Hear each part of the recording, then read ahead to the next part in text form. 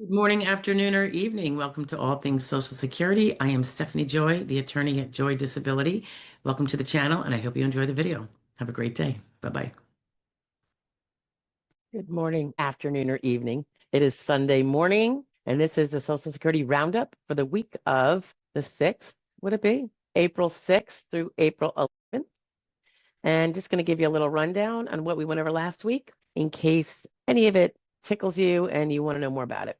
You'll know that one of these videos will have it. Okay? Hope you all had a great weekend and hope you have a peaceful and meaningful rest of your Sunday. But in the meantime, let's get to it. Give me 1 second. I'm just checking something. Okay. So on April 6th, Monday, this was a little ditty. It had been brought up by someone asking this question. I thought, that's a really important topic. I think they brought it up in a post. So if you ask a question underneath a video, whether it pertains to that video or not, it really doesn't matter. I will see them all. I'm not as fast as I was, a couple years ago getting to them, but I do get to them all. And you'll have some sort of acknowledgement that we saw it. Most of the time, there's going to be actually a written response. And sometimes it's the kind of question that's suitable for and helpful probably for many others. So I try to put those into a video. And then I try to share them with the person that had the question quicker than it's going to get published so that at least they get their answer. And I appreciate them asking the question. So I figure that's the least I can do. So in this case, it was about mental health claim and whether or not a very spotty, repeatedly transient kind of work history, but with a work history, just not one that shows stability, but there's frequent trying. And how would that come off in a claim? And I personally think it can be quite helpful in a claim. It's from the past, so it's before the person even applied, usually. So it's not like it's a current thing that someone's just doing now. And I won't get into it too much. You should watch the video if you think this is something in a little checkered past of a work history, particularly if it's checkered in the last 5 years, of course. There are ways that you could use that as one of the many crumbs to build the cake you're trying to build here to get to an award. So that one was something that I find really, really helpful when the shoe fits. It's not for every case, obviously. On Tuesday, April 7th, we talked about a few different things. This is a share from a few questions we had, and I wanted to share them. I believe this is from, I don't know what day, but it was published on Tuesday. And we went over the grid rules at 60, a little bit about fees, that would be attorney's fees, and then other little shares about case statuses and things of that nature. Oh, a little bit about CDR too. On the 8th, which was Happy Wednesday, my favorite day of the week. Why? Because of the live streams, and I have so much fun with you guys. Even when I'm tired, I have great fun with you guys. So I really appreciate everybody who comes to the 1 p.m. Eastern Standard Time live streams. Those that ask the questions, love it, love it, love it. I really appreciate it. And those that don't, but just listen or pop in and say hello, which I'll only know you're there if you put a little hi in a little hello in the chat. Even if you ask nothing else or say nothing else, it's really appreciated. It's a warm group of people, and I don't know, we just have a nice time getting through questions and hashing things out and things like that. So, but a video did come out that day, and that was a share from more SSDI strategies, which come from viewer questions. And probably the main point of this one was questions about what occurs after after the DDS says you're disabled, what then? And we go into that a little bit. There's plenty of other things. You can actually look we're having a really robust set of descriptions of all the things most of the things that are in the video. So if you look at the description, when you click on the link, whether or not you play the video, the description is going to give you all of the topics we touched on in that segment. Okay, that was the 8th. And then we had the live stream, of course. I'm sorry, I'm scrolling up. There's a whole queue of things here that have not been published yet. On the 9th, so that was Thursday, we talked about how, being 50 will affect your case, whether CDR rules will affect you, things touching on that, and how about AI, artificial intelligence, and what impact may that have on the whole SSDI, SSI education. And of course, nobody knows for sure yet. There's certainly been nothing to be fearful about it, any indicator of that. So I think that's probably the main drive home point. Friday, the 10th, we had, fraud law review, which is also Red Friday for us here. Every Friday, put out the Friday fraud law review dedicated to our deployed military members who can't be home with their families like most of us can be.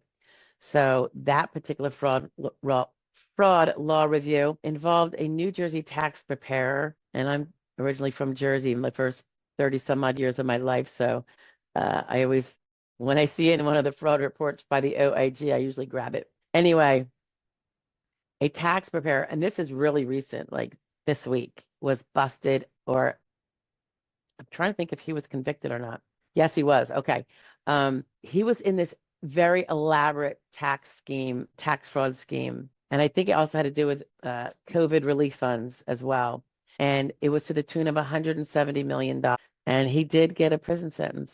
Imagine that. But anyway, it's kind of an interesting little share that they give us. You know, they're kind of skeletal in descriptions, but they gave enough here, including the fellow's age. So if you're interested in seeing what this New Jersey tax preparer did to rip off the people, just go check that one out.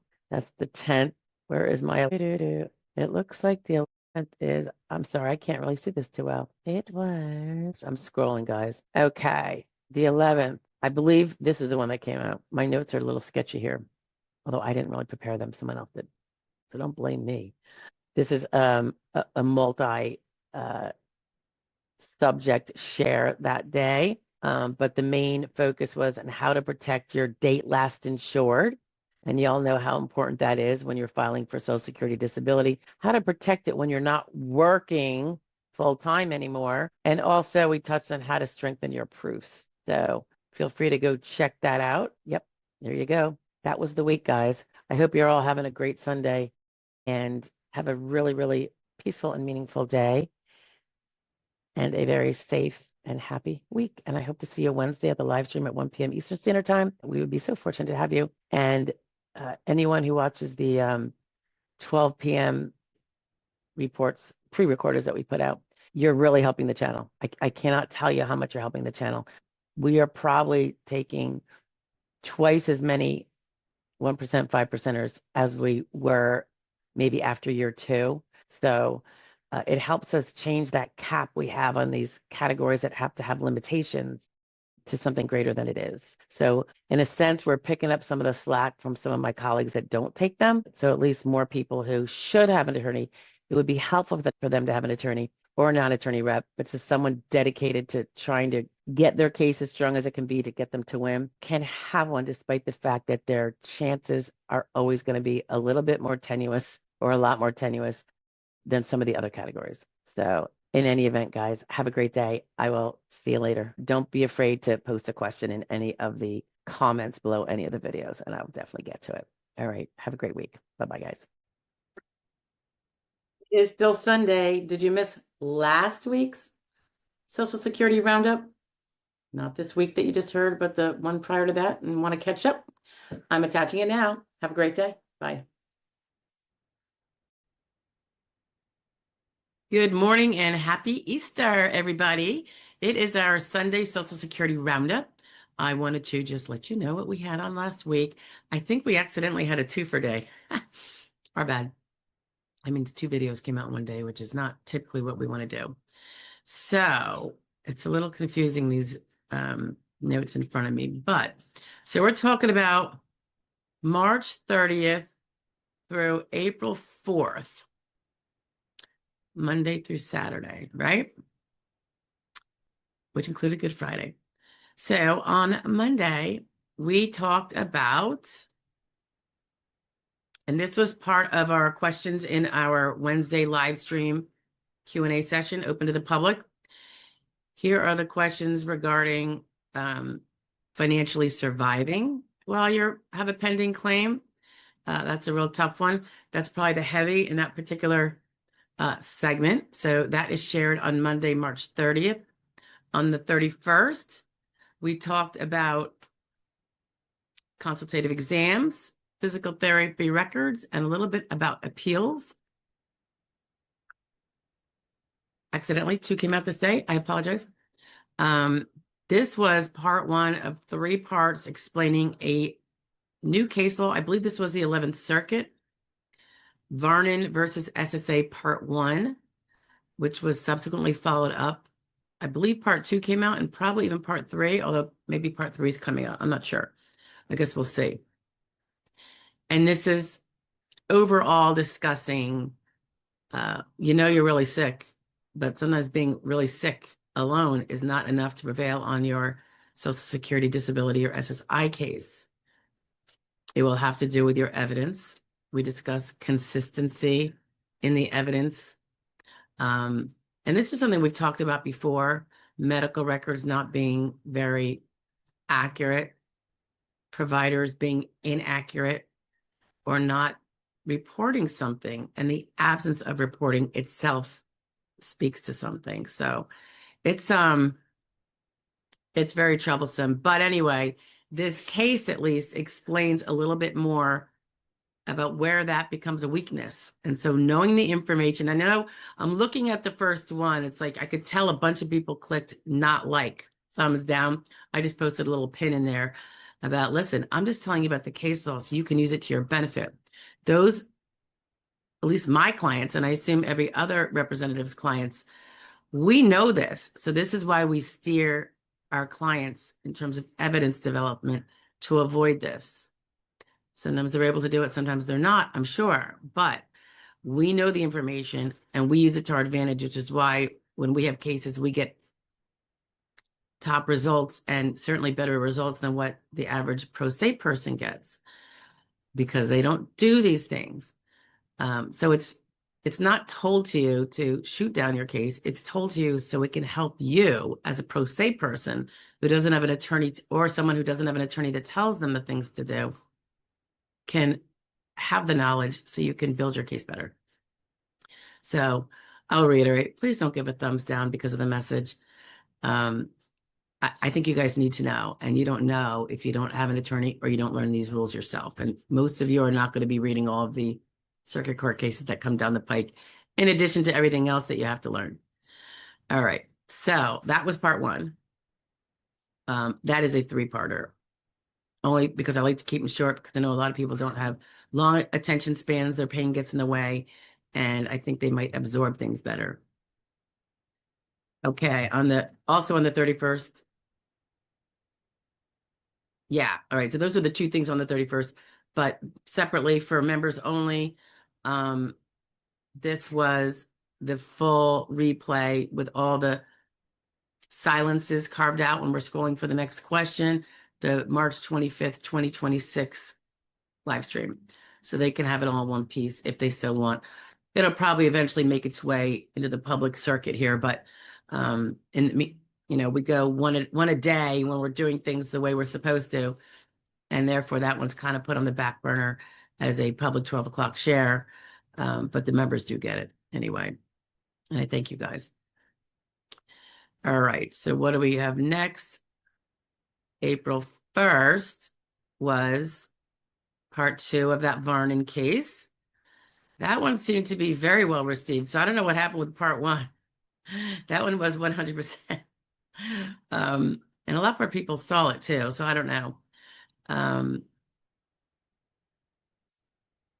then I know on April 1st. Oh yeah. On Wednesday, what day was Wednesday? Was that the 1st? It was.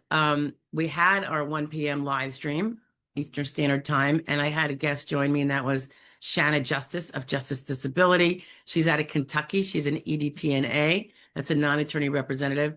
She is the type of representative that works her fingers to the bone, shall we say. She does kind of what I do. I've just been around a lot longer and maybe do some things a little bit differently, but she's one of the ones that puts the effort in. And anyway, she'll be back again, I'm sure. So the members got the replay cut version of that entire thing again, like the other day, because I try to get them created so they're ready to go out, and then the members get to see them sooner, but I can't go out of line with what I put out to the public because that would really get sickening for you guys to see me that much. So, and I don't really want to do that to you. April 2nd was about And a lot of these, again, guys, are taken, the questions are taken from our live stream because it's really good questions that I know a lot of the people that can't be there would like to see. So that's why I put them out. And I try to do it in small segments, like ideally under 20 minutes, but sometimes it's a little under, a little over. This particular share on the 2nd, so that was Thursday, it had to do with the ethics, I think, if I recall, of representation and of fees and how some representatives strategize about fees. We don't actually do that per se. And then also different case strategies in that one. That was Thursday.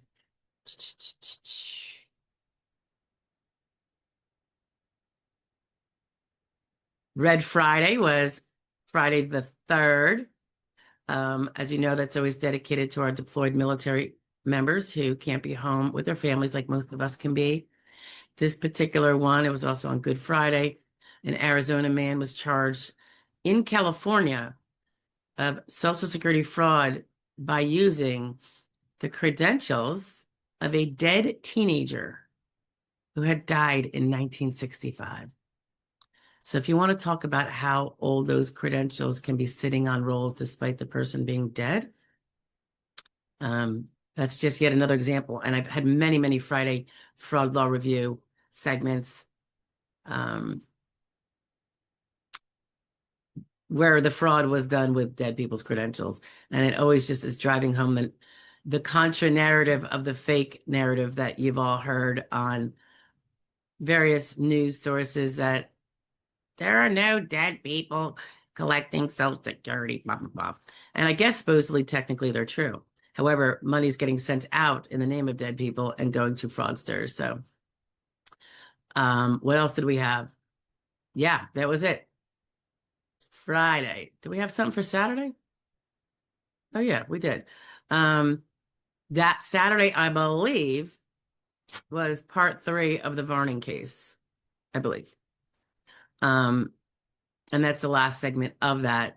And just again, hashing through all those details of what things will make when you're sick and you know you're sick and you can't work, what kind of lack of evidence is going to crush your case.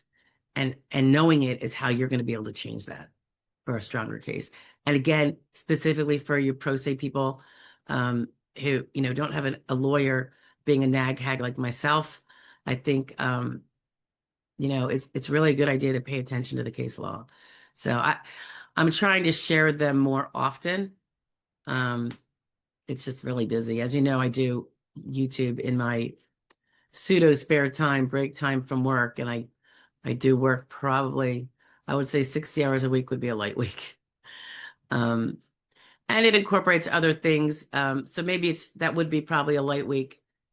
But I always have my fingers in other pots too of things that I'm very interested in terms of the well-being of all of us and our country and everything that has to do with. So fortunately, I have a good set of colleagues of all walks of life. I mean, they're not lawyers per se. Some of them are, some of them are not. There's all kinds of professionals or well-experienced people involved in that group. And so that's something else I do a few hours a week, I would say. Not as much as I'm with you guys, of course, and definitely not the 60 I put in with my clients. But anyway, okay, so that's it, guys. That was our week from, what did I say? The 30th to the 4th, April 4th. So can you believe? And then we bypassed April 1st. There were a couple good jokes out there. I'm not a prankster on April Fool's Day. I happen to be I don't like doing jokes against people unless they're extremely innocuous and safe. But I do laugh when other people do them as long as nobody gets hurt. Hurt emotionally or physically, because I just think it should be a fun thing. But anyway, I hope you all had a good one. Hope you didn't get punked on April 1st. And have a great week. I hope to see you at our 12 o'clock p.m. pre-recordeds.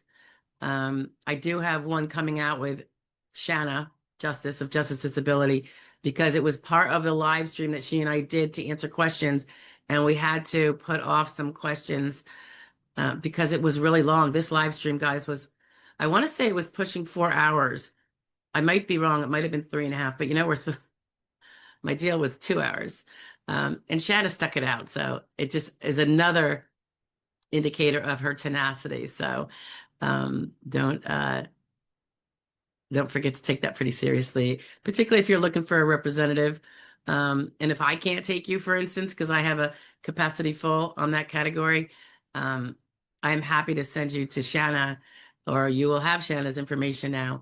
And we all have different capacity fulls in different areas. And so if I have a capacity full in one particular category, she might not. So I highly recommend. All right, guys, I will talk to you. Have a wonderful, wonderful rest of your weekend, Easter, welcoming spring, whatever you do at this time of year, if you're not an Easter celebrator. And have a great week and be safe and God bless. Bye, guys.